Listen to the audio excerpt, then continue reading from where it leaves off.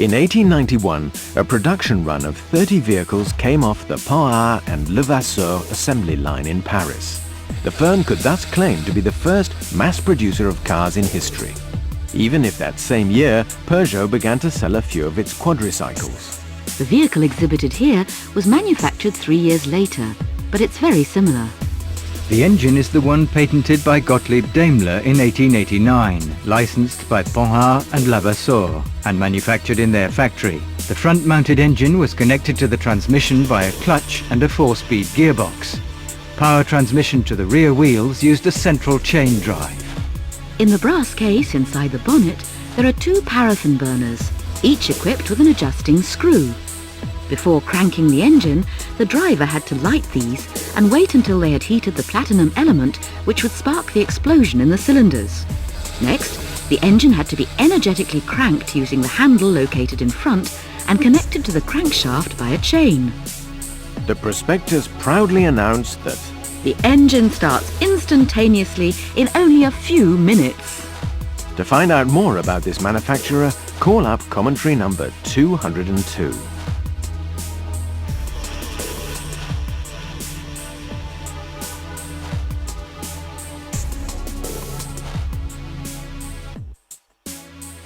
From 1893, Carl Benz sold the 2 types of car he manufactured. This graceful vehicle, the Velocipede, was the lighter and cheaper of the 2. With its delicate spoked wheels and slender lines, this small 2-seater weighed no more than 280 kilos. The single-cylinder 4-stroke engine is horizontally mounted in a casing at the rear. With a top speed of 20 kilometers per hour, the vehicle was able to run for relatively long distances. The driver has a rack and pinion steering placed vertically in front of him, a foot brake for the rear wheels, and an emergency handbrake.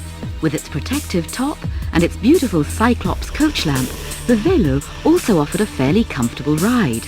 That said, with the top folded over and a headwind, you wonder how the car got anywhere at all.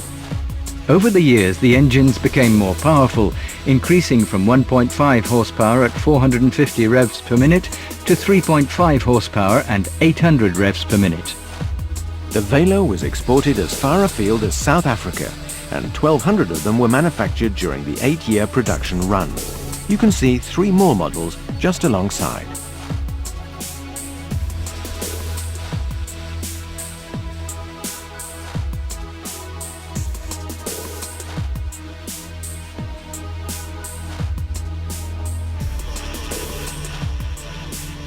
You see here the first really successful car manufactured by de Dion-Bouton, a light vehicle called La Petite Voiture, the little carriage. The engine is a valiant little 500 to 700 cc single cylinder depending on the model. It's transverse mounted under the rear seat. Notice the starting handle on the side of the seat. The gearbox is 2-speed and the transmission boasts a system of lateral universal joints called the de Dion axle. This ingenious arrangement was so efficient that it remained in use for 3/4 of a century for rear-wheel drive luxury or racing cars. Nor did de Dion-Bouton skimp on the coachwork. The vehicle was bodied by Établissement Reims et Auxerre, who did all the coachwork for the Rothschilds, and offers outstanding roominess for such a small vehicle. Success came fast. From 1899 to 1902, 2,970 Petites Voitures were built, an incredible number for the time. Even more amazing is the number of surviving examples. The London to Brighton Rally regularly brings together up to 40 of them. To find out more about de Dion-Bouton, call up number 205.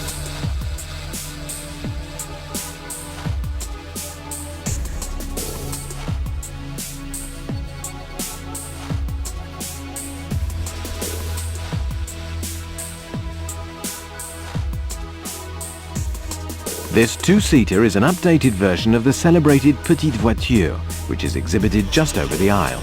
The seat that was situated with its back to the road has been removed, and the engine has been moved from the rear to the front, giving it an architecture that is already that of a conventional motor vehicle. Curiously though, the radiator is located under the bonnet, and the starting handle goes right through it. It still has the same little single-cylinder engine, although in a bigger 699cc version which allowed it to achieve the honourable speed of 45 kilometers an hour. That seems quite enough when you realise that there are no brakes on the front wheels, and the size of the rear wheel drums is modest to say the least. Then again, this de Dion-Bouton is neither heavy nor very powerful. In the sections given over to racing cars, you'll be seeing terrifying monsters from the same period, whose brakes were no better.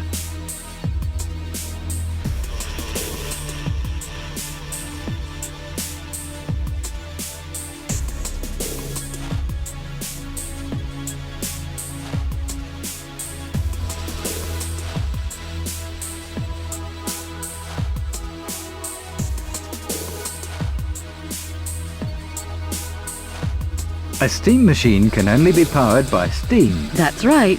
So you need a boiler, and it needs to heat up for quite a long time to create the pressure needed to be able to start. And boilers are cumbersome, heavy and slow. Léon Serpollet, who fought tooth and nail to save the steam engine from the jaws of the petrol engine, envisioned a lighter, faster system. By injecting water into a red-hot coil, the water turned to steam instantly. A small pump, activated by the driver, was used to vary the amount of water injected, which functioned as a type of makeshift accelerator. The coil always needed to be heated before setting off, of course, but this took much less time, and as there was no longer any need for a large supply of pressurized water, the appliance took up less space, was lighter and less dangerous. This allowed Serpollet to hold back the relentless onslaught of the petrol engine for a time.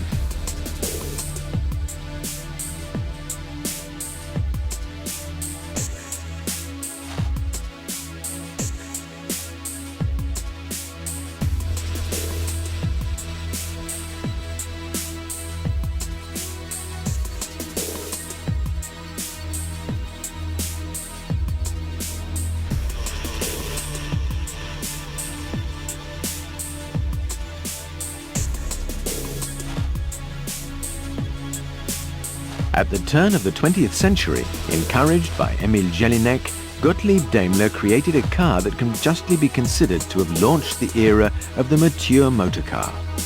Dubbed Mercedes, it has a sheet steel chassis, a pedal accelerator and a honeycomb radiator. All these features were subsequently taken up by most other manufacturers. The 2850 exhibited here is an offshoot from the first Mercedes. Note the length of the wheelbase.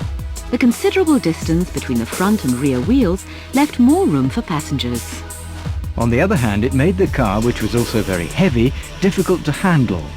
Accordingly, it made heavy weather of reaching its top speed of 80 kilometers an hour. On top of that, braking was difficult too. It called for powerful calf muscles and plenty of foresight. In fact, as an additional safety feature, the passengers in the rear had an emergency brake worked by a long lever. That said, the car is comfortable, well finished and robust, all qualities that have been intimately associated with Mercedes cars ever since. To hear more about the origins of Mercedes, call up number 208.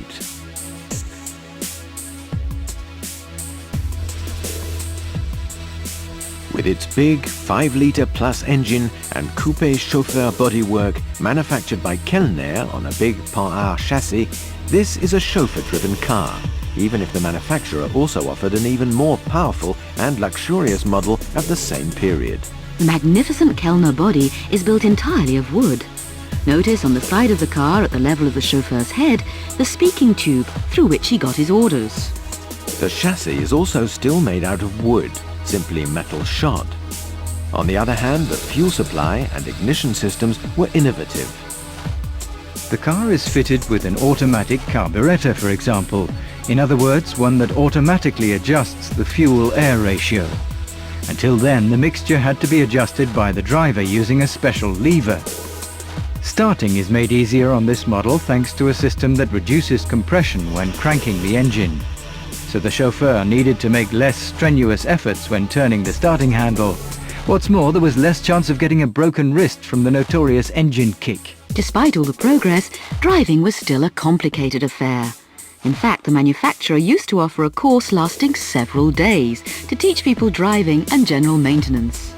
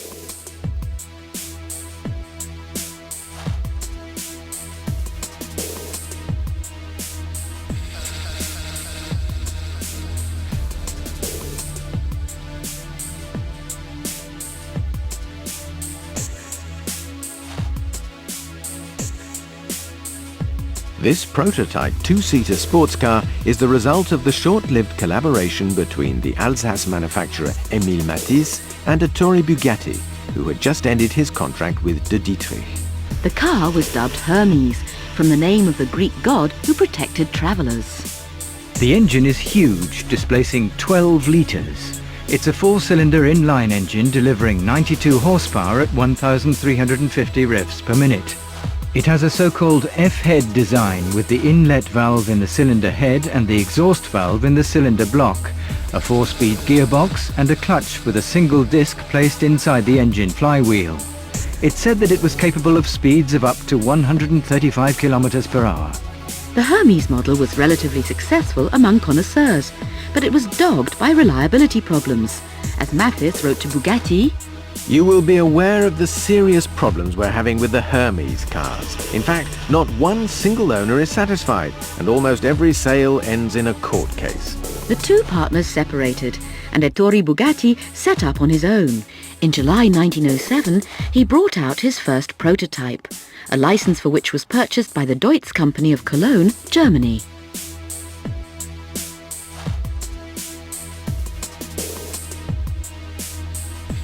The celebrated Alfonso XIII type Hispano-Suiza was built in the Paris suburb of Levallois-Perret. The King of Spain, where the company was incorporated, liked this car so much that he gave his name to it.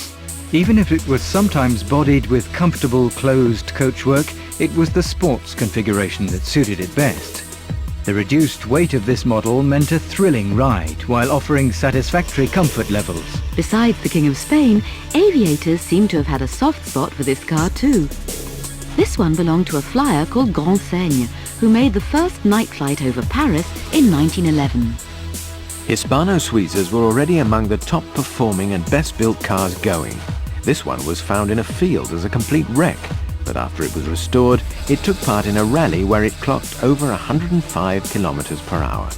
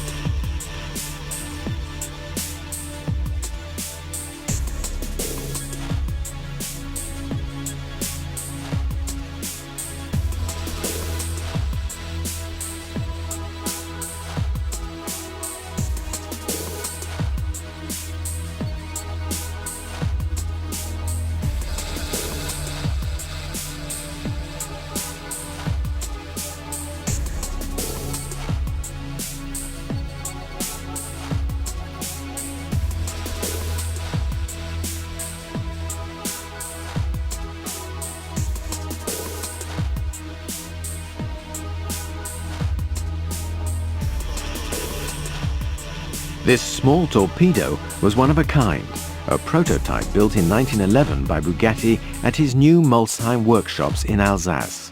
Ettore wanted to license construction to another manufacturer. It has a four-cylinder engine displacing 855 cc, although rated 10 horsepower.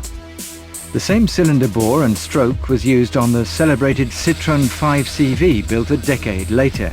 Bugatti offered the car to several German makers, which was quite normal since Alsace, where he was based, was under German rule at the time.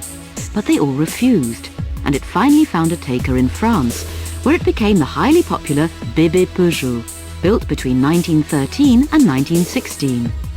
Several examples of this can be seen on the other side of the aisle and in the next section. Peugeot only changed the shape of the radiator because the prototype used the distinctive Bugatti arch-shaped radiator. The same shape was to develop into the emblematic horseshoe design of the Molsheim thoroughbreds. To learn more about the history of Bugatti, call up. At the same time as he was designing small cars like the BB, Ettore Bugatti was also researching projects for much more powerful vehicles. This was how this chassis, equipped with a big 5-litre engine, was born. It already features Ettore's celebrated distributor arrangement using 3 inlet valves on each cylinder. The engine was 100 horsepower and ran at 2,800 revs per minute, which was very fast at the time. For all that, the chassis and chain transmission are not very innovative. But as Bugatti had foreseen, wealthy sports car lovers were very interested in the car. Louis of Bavaria was the first to order one, and the famous aviator Roland Garros also had one built. Roland Garros was a personal friend of Ettore and was the godfather of Ettore's son Jean. The model was baptized Garros in honor of their friendship. The model made for Roland Garros was given a 2-seater torpedo body. As usual at that time, the manufacturer offered a chassis while the buyer chose the coachwork, often built by an external coach builder. One of these Garros models raced in the 1914 Indianapolis Grand Prix. Bugatti, who was always trying to innovate, fitted it with a crankshaft instead of a chain transmission. But just a few miles from the finish, with the car running third, the crankshaft broke. It still wasn't up to specs.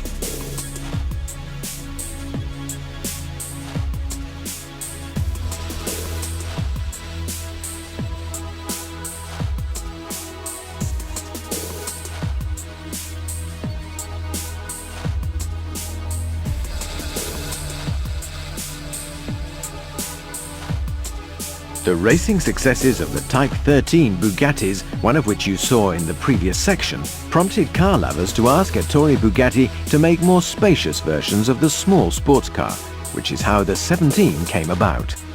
With its longish, low-slung chassis to enhance its road-holding qualities and the outstanding, compact 4-cylinder engine imported from the Type 13, the Type 17 came in a bewildering range of bodies.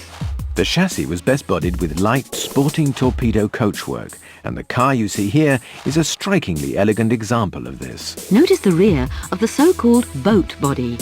It was built to a naval technique called triple bordée, or triple planking. Its mahogany planks were sanded and varnished a dozen times to obtain the effect of depth on this car, clearly designed for pleasant excursions.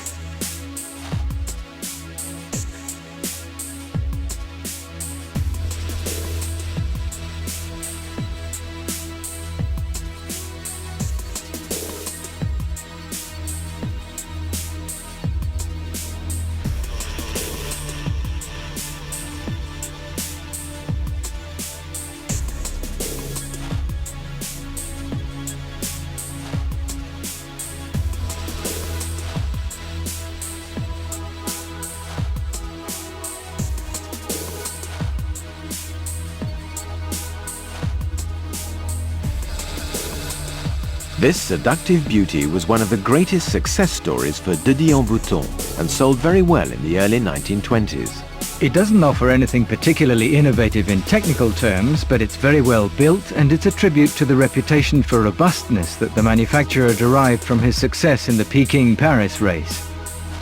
The quality of these sturdy vehicles also owed something to the manufacturer's experience with utility vehicles, built at the plant at Puteaux on the outskirts of Paris. Unlike de Dion's usual double phaetons, this model was generally bodied as a 4-door limousine.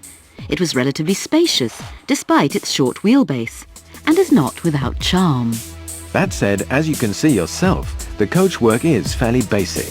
The top is fixed, but the side screens have flexible panes attached using press studs. This was one of the most recent innovations successfully introduced by the marque.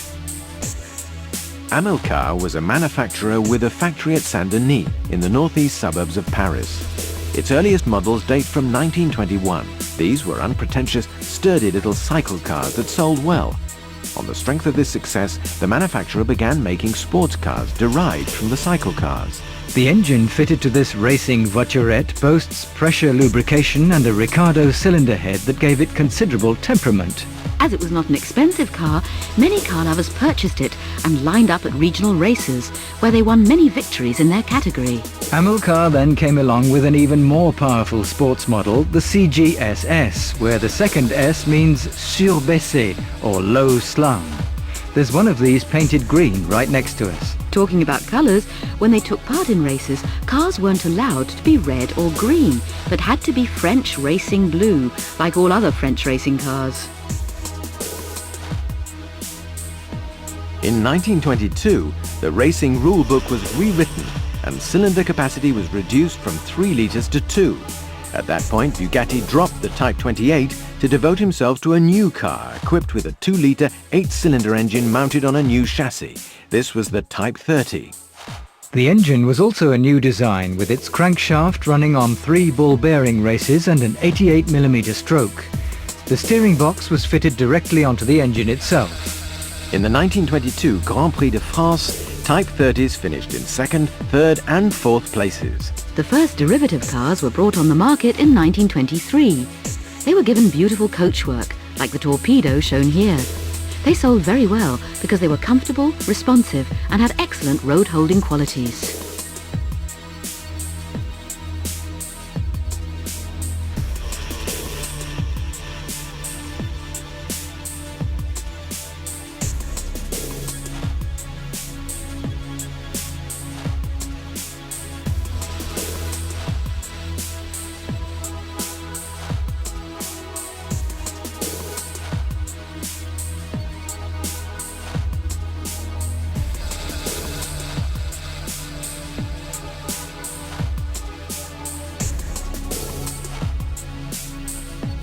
This is a model from the sports series that Mercedes dubbed SS, and the one with the most powerful engine.